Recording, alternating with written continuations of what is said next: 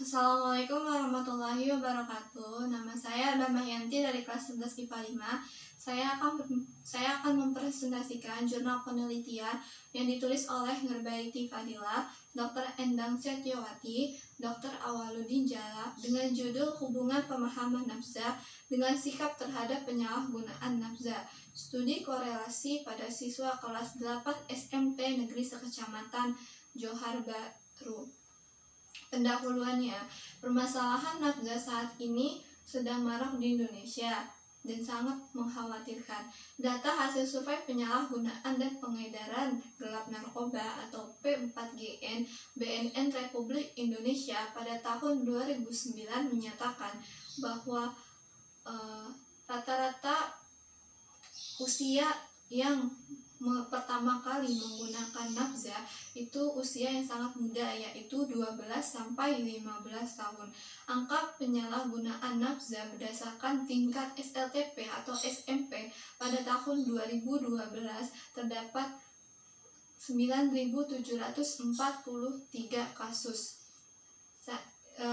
Ini membuktikan bahwa nafza masih sangat marak di kalangan pelajar khususnya di Indonesia. Berbekal pemahaman tentang nafza yang baik bagi siswa itu akan berdampak positif karena siswa kemungkinan tidak akan mengkonsumsi nafza atau terjerumus terhadap penyalahgunaan nafza karena dia tahu dampak dari penyalahgunaan nafza. Namun bagi siswa yang tidak tahu atau tidak paham tentang nafza, maka itu kemungkinan mereka akan mengkonsumsi nafza atau terjerumus dengan penyalahgunaan nafza. Peneliti menemukan dari hasil penelitian bahwa ada siswa yang paham tentang nafza, bahwa nafza adalah obat terlarang yang dilarang oleh pemerintah dan memiliki dampak yang tidak baik bagi kesehatan. Tetapi dia tidak tahu secara lebih detailnya apa jenis-jenis nafza dan dampak lebih luasnya lagi. Nah, ada juga siswa yang tidak sama sekali tahu apa itu nafza, jenis-jenis nafza, dan dampak penyalahgunaan nafza. Berdasarkan hal-hal tersebut, maka rumusan masalah dalam penelitian ini adalah mengenai apakah terdapat hubungan antara pemahaman nafza dengan sikap terhadap penyalahgunaan nafza pada siswa kelas 8 SMP Negeri Sekecamatan Johar Baru. Tujuan mengadakan penelitian ini yaitu untuk menganalisis ada tidaknya hubungan antara pemahaman nafza dengan sikap terhadap penyalahgunaan nafza. Selanjutnya, kajian teori. Yang pertama, hakikat sikap. Secara etimologi, sikap adalah perbuatan yang berdasarkan pendirian atau pendapat atau keyakinan. Nah, secara historis, istilah sikap atau attitude yang pertama kali digunakan oleh Herbert Spencer yang pada saat itu diartikan olehnya bahwa sikap itu memiliki arti status total seseorang. Yang kedua, hakikat pemahaman. Secara etimologis, pemahaman berasal dari kata paham yang berarti pandai dan mengerti. Sedangkan pemahaman memiliki pengertian yaitu suatu kemampuan untuk mengetahui dan mengerti secara mendalam. Merupakan proses berpikir yang diperlukan manusia dalam kehidupan sehari-hari. Nafza adalah obat atau bahan atau zat yang bukan tergolong makanan yang jika diminum, dihirup, dihisap atau ditelan atau disuntikan berpengaruh terutama pada kerja otak atau susunan saraf pusat dan sering menyebabkan ketergantungan. Akibatnya kerja otak berubah atau meningkat atau menurun pemikiran, pula fungsi vital organ tubuh lain seperti jantung, peredaran darah, pencernaan, dan lain-lain. Nafza atau narkotika, psikotropika, dan zat adiktif lainnya adalah istilah dalam dunia kedokteran. Nah, di sini penekanannya itu pada pengaruh ketergantungannya. Nah, oleh karena itu Selain narkotika dan psikotropika yang termasuk nafza adalah obat-obatan atau zat yang tidak diatur dalam undang-undang, tetapi menimbulkan ketergantungan dan sering disalahgunakan. Penelitian ini dilakukan pada siswa kelas 8 SMP Negeri Sekecamatan Johar Baru. Penelitian ini dilaksanakan pada bulan Maret sampai bulan Desember tahun 2014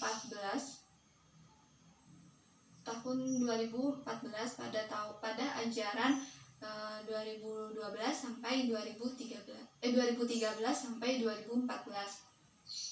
Adapun subjek dari penelitian ini itu melibatkan 4 sekolah SMP negeri yang ada di Kecamatan Johar Baru.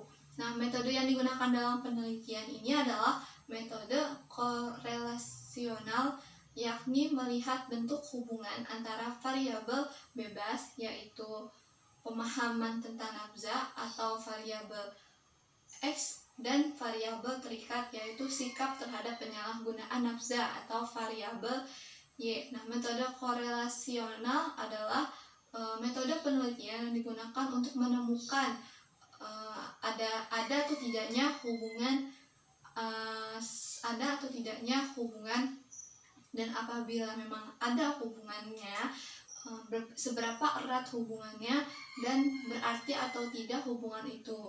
Nah, metode penelitian ini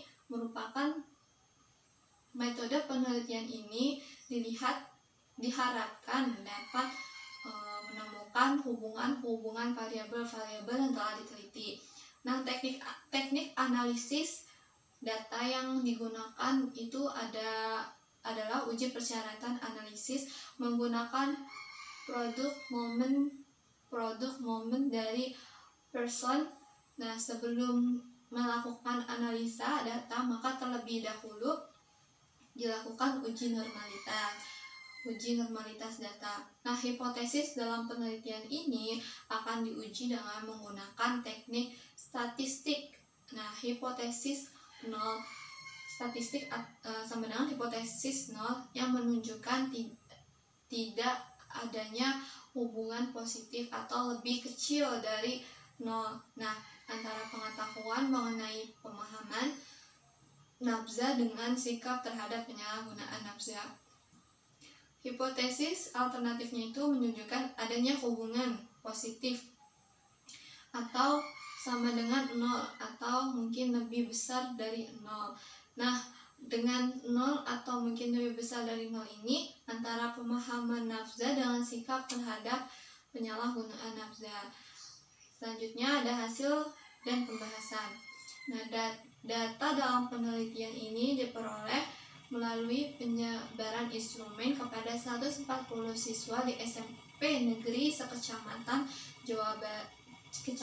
Johar Baru. Nah, hasil pengisian instrumen tes pemahaman nafza yang terdiri dari 30 butir soal ini itu memperoleh skor maksimum 30 dan skor minimumnya itu 11. Nah, variabel pemahaman nafza itu terdiri dari soal-soal yang mencakup pengertian nafza, jenis-jenis nafza, dampak-dampak penyalahgunaan nafza, upaya penanganan nafza, dan undang-undang terkait nafza. Menggunakan SPSS 17 diperoleh MEAN sebesar 22, itu yang sudah dibulatkan, dan standar deviasi sebesar 3 itu juga sudah dibulatkan.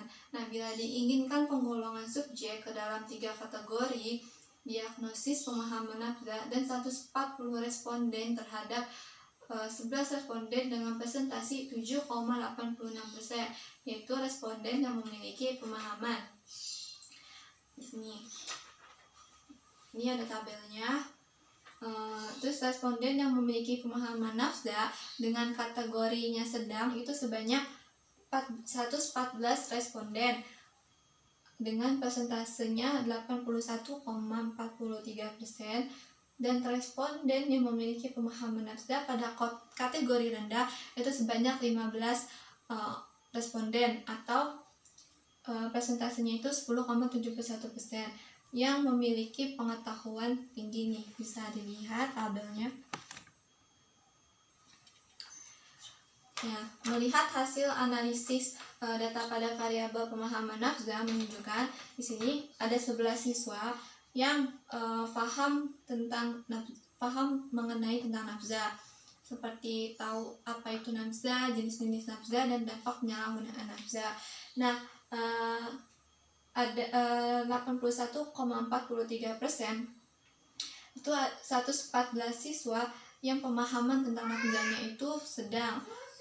Nah, terus selanjutnya ada 15 siswa dengan persentasenya 10,71% itu dengan pemahaman nafzanya itu buruk atau rendah.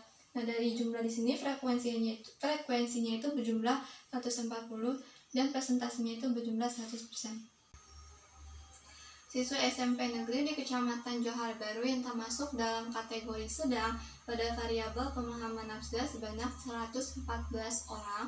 Nah, mereka itu adalah yang dapat menjawab soal 19 dengan tepat hingga 25 soal. Jadi menjawab soal dengan tepat dari 19 hingga 25 soal dari 30 soal.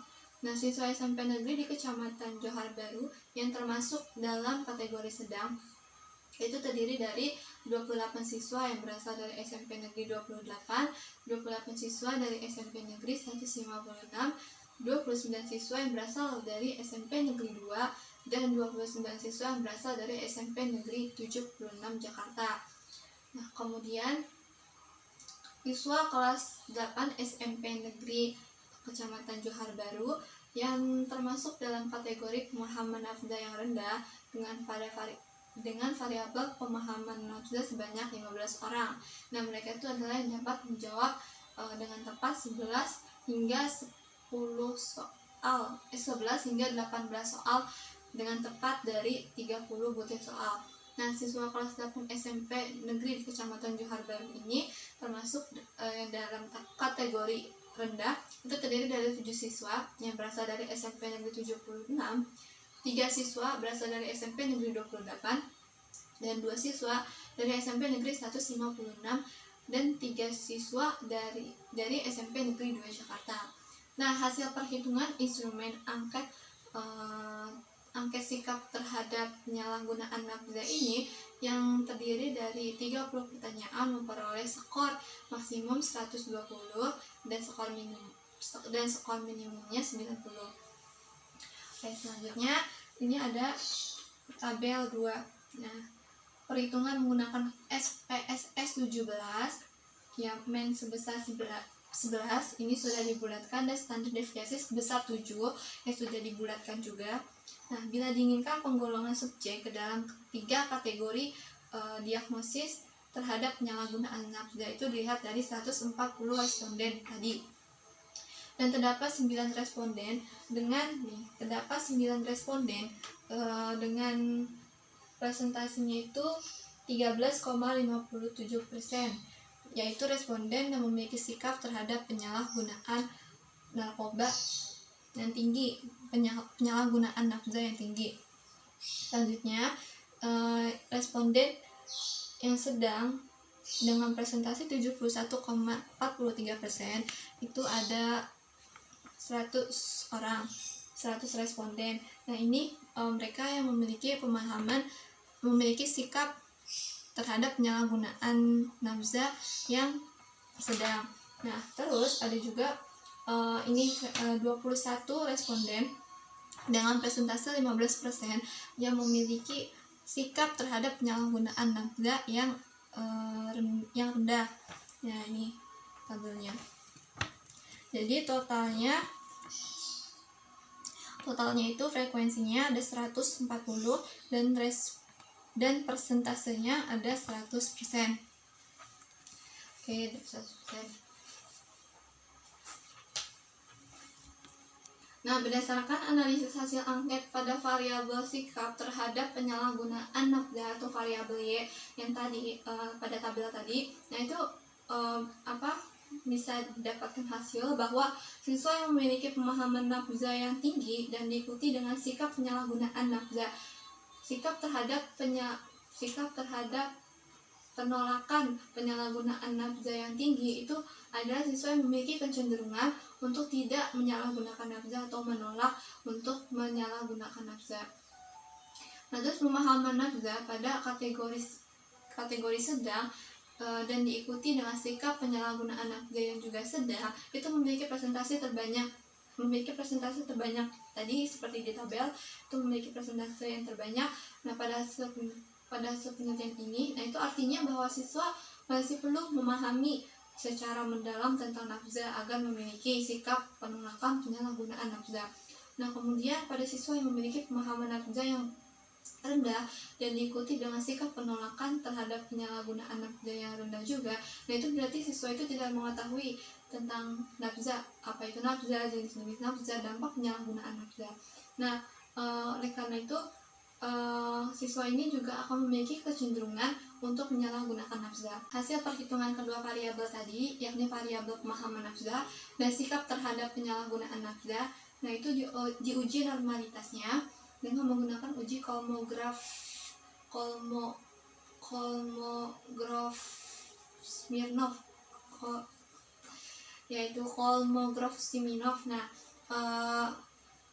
jadi dikatakan normal jika nilai residual yang mendistribusi secara normal memiliki permeabilitas probabilitas signifikan lebih dari 0,05. Nah, hasil uji normalitas menunjukkan nilai signifikasi untuk variabel pemahaman nafza itu sebesar 0,113 dan variabel sikap terhadap penyalahgunaan nafza itu sebesar 0,058. Nah, sehingga dapat disimpulkan bahwa kedua variabel berdistribusi normal dikarenakan nilai signifikan yang lebih besar dari 0,05. Nah, pengujian hipotesis antara kedua variabel menggunakan korelasi product moment, yakni merupakan uji statistik non-parametrik yang digunakan dalam analisis data pada penelitian ini. Berdasarkan perhitungan uji hipotesisnya itu dapat diketahui koefisiensi korelasi atau R hitung sebesar 0,472. Nah, hal ini berarti hasil koefisiensi R hitung itu lebih dari 0,176. Nah, maka hipotesis 0H0 dan itu ditolak.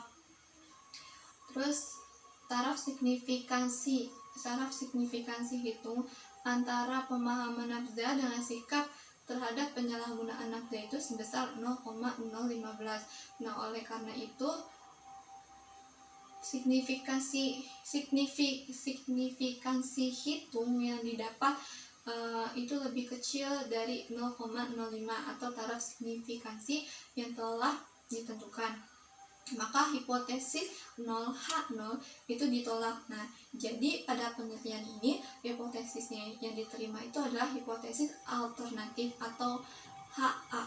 Selanjutnya itu adalah kesimpulan dan saran. Nah, penelitian yang telah dilakukan ini memberikan kesimpulan bahwa terdapat berdasarkan pemaparan yang telah dijelaskan tadi, dan dapat disimpulkan bahwa ada hubungan antara pemahaman nafza dengan sikap terhadap penyalahgunaan nafza. Nah, tetapi sikap tidak sepenuhnya dipengaruhi oleh pemahaman siswa tentang nafza. Nah, melainkan dipengaruhi oleh beberapa faktor seperti faktor lingkungan dan faktor nafza itu sendiri. Nah, oleh karena itu fokus penelitian ini tuh hanya pada faktor pemahaman sebagai salah satu faktor yang mempengaruhi sikap. Nah, maka analisis pembahasan dalam penelitian ini tuh hanya terkait pada faktor pemahaman. Adapun saran-saran yang dibuat untuk penelitian ini adalah sebagai berikut. Yang pertama, universitas yang memiliki jurusan BK atau bimbingan konseling itu mengevaluasi rancangan strategi pembelajaran terkait layanan konseling.